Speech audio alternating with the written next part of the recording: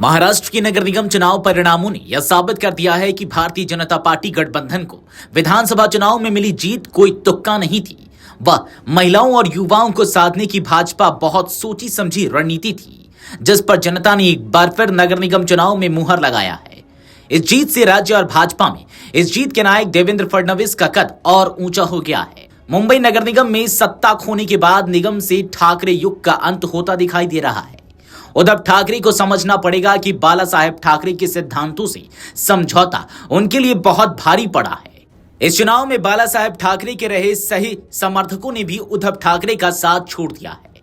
ठाकरे परिवार की टकसाल कहे जाने वाले मुंबई नगर निगम से अब ठाकरे परिवार को आर्थिक संजीवनी नहीं मिलेगी।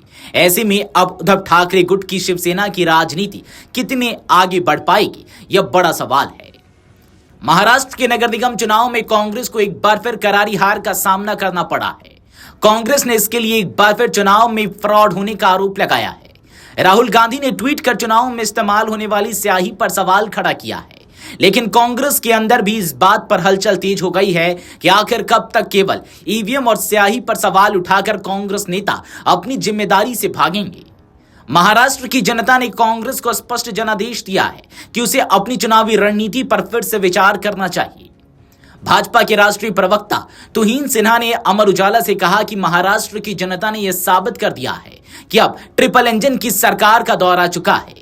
देश के अनेक राज्यों में डबल इंजन की सरकार चल रही है, लेकिन जिस तरह नगर निगम चुनाव में भाजपा और उसके सहयोगी दलों को जीत मिल रही है, उससे यह स्पष्ट हो गया है कि अब जनता हर स्तर पर विकास के लिए भाजपा पर भरोसा कर रही है। उन्होंने कहा कि कांग्रेस को केवल आरोप लगाने की बजाय जमीनी सच्चाई को समझाते हुए अपने विषय में विचार करना चाहिए। बीजेपी ने महाराष्ट्र के नगर निगम चुनाव में बड़ा शानदार प्रदर्शन किया है, क्या कहेंगे? मुंबई ही नहीं, पूरे महाराष्ट्र में जबरदस्त परिणाम निकले हैं बीजेपी लेड अलायंस महायुति के पक्ष में, और ये स्थापित करता है जो हम कह रहे थे अब तक डबल इंजन की सरकार पूरे देश में स्थापित हो रही थी, अब ट्रिपल इंजन सरकार का दौर आ गया है। पहली बार मुंबई में मेयर जो है वो बीजेपी से होंगे, और पूरे महाराष्ट्र में अगर आप देखें, नागपुर में 2/3 सीटों से हम जीत रहे हैं, पुणे में 2/3 सीटों से जीत रहे हैं, संभाजी नगर जो कि हमारा गढ़ नहीं था वहां भी जीत रहे हैं, नासिक जो हमारा गढ़ नहीं था वहां भी हम जीत रहे हैं। तो ये दिखाता है कि जो पूरी आस्था जनता की मोदी सरकार के विजन में, देवेंद्र फडणवीस के नेतृत्व में, जनता वही नेतृत्व, वही दूरदर्शी नेतृत्व अब लोकल लेवल पे भी चाहती है। दूसरा ये कि शिवसेना जो लंबे समय तक आपके पार्टनर रहे, उद्धव साहब ठाकरे की बात मैं कर रहा हूँ, उनकी बड़ी करारी हार हुई है। ये हार किस कारण से हुई?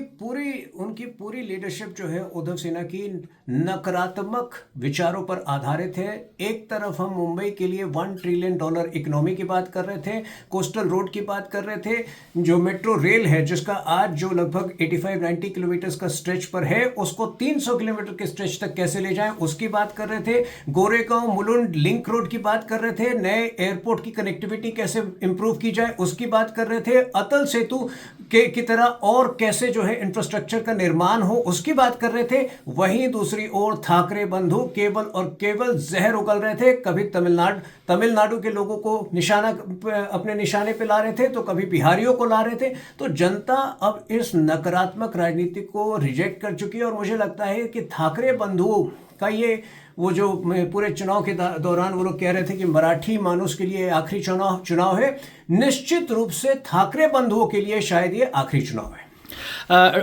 बाला साहब ठाकरे की एक अपनी राजनीति थी, एक उनका स्टैंड था।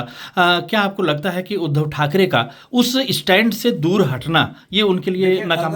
अगर उद्धव जी ने बाला साहब ठाकरे जी के आदर्शों पर चला होता तो आज बीजेपी और उद्धव सेना अलग नहीं होती। जिस दिन उन्होंने बाला साहब ठाकरे के उद्देश्यों को त्यागा, भारतीय जनता पार्टी ने निर्णय लिया कि अब वो उद्धव सेना से कोई संबंध नहीं रखना चाहती। और आज का जो वर्डिक्ट है जनता का, वो इस बात को प्रमाणित करता है कि हमने सही निर्णय लिया था वैचारिक तौर पर। देवेंद्र फडणवीस साहब को इस पूरी राजनीतिक जीत का एक नायक कहा जा रहा है। आपको क्या लगता है पार्टी में? निश्चित रूप से जितनी रैलीज देवेंद्र जी ने की है किसी और ने नहीं की है। ठाकरे बंधुओं ने 3-4 रैली की है, देवेंद्र फडणवीस जी ने 30 से ऊपर रैली की है। और जिस प्रकार से मुंबई के संदर्भ में पूरी दृढ़ता के साथ उन्होंने कहा कि मुंबई का मेयर हिंदू और मराठी होगा। देखिए, मराठी अस्मिता की रक्षा अगर कोई पार्टी कर रही है मुंबई के अंदर तो वो महायुति कर रही है, वो भाजपा कर रही है।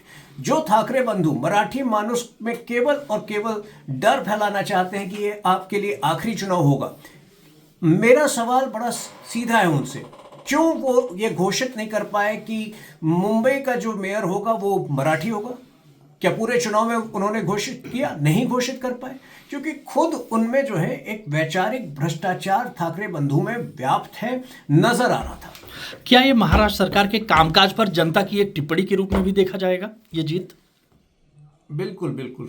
डबल इंजन सरकार से ट्रिपल इंजन सरकार आती है, तो जब डबल इंजन सरकार का काम अच्छा होगा तो ट्रिपल इंजन पे भी लोगों को भरोसा होगा, और अब ट्रिपल इंजन की बारी आ चुकी है। एक अंतिम सवाल सर, चूंकि कांग्रेस नेता राहुल गांधी जी ने सवाल खड़े किए हैं इन चुनावों पर स्याही को लेकर के, उस पर क्या कहेंगे? देखिए, राहुल गांधी का काम है केवल नकारात्मक बातें करना, और आप खुद सोचिए पिछले 18 महीनों में लोकसभा 2024 के लोकसभा चुनाव के बाद सिर्फ 18 महीनों में यह शायद उनका तीसरा बहाना है हार के लिए। पहले उन्होंने ईवीएम टैंपरिंग की बात कही, वो प्रमाणित नहीं हो पाया, फिर वोट चोरी की बात कही, वो प्रमाणित नहीं हो पाया, अब ये तीसरा बहाना है कि इंक जो है वो नकली है। आखिर कब तक बहानेबाजी करेंगे राहुल जी? कभी तो अपने गिरबान में झांक कर देखने की कोशिश कीजिए। ऐसे लूजर्स को जेन जी स्वीकार नहीं करेगी। ये जेन जी का आक्रोश है कांग्रेस पार्टी के विरुद्ध कि कांग्रेस पार्टी पूरे देश से समाप्त हो रही है। ये कांग्रेस पार्टी, हम ठाकरे बंधुओं की बात ज्यादा कर रहे हैं, लेकिन आप कल्पना कीजिए, आप सोचिए, कांग्रेस पार्टी महाराष्ट्र की राज्य सरकार में 2014 तक थी, 1999 से 2014 तक थी। आज वही कांग्रेस पार्टी का पैकअप मुंबई से हो गया है कि मात्र 3 सीटें आई हैं लोकल बॉडी इलेक्शंस में। तो मेरे ख्याल से राहुल गांधी को अपने गिरबान में झांक कर देखना चाहिए क्यों कांग्रेस पार्टी पूरे देश से इरेडिकेट हो रही है, एलिमिनेट हो रही है, और बिना मतलब जो है हमारे संस्थाओं पर संशय नहीं पैदा करना चाहिए। वहीं सुधांशु त्रिवेदी ने कहा कि भाजपा और महायुति ने बीएमसी चुनाव में शानदार सफलता हासिल की है। महाराष्ट्र की जनता को धन्यवाद देते हुए सुधांशु त्रिवेदी ने कहा कि महाराष्ट्र की धरती भारत की सांस्कृतिक एकता का प्रतीक रही है। मुंबई में इस जीत के लिए उन्होंने युवाओं का भी धन्यवाद किया। उन्होंने कहा कि मुंबई की जेन जी ने विकसित भारत के लिए वोट किया है। इसके पहले केरल के निगम चुनाव में भी भाजपा को सफलता मिली थी।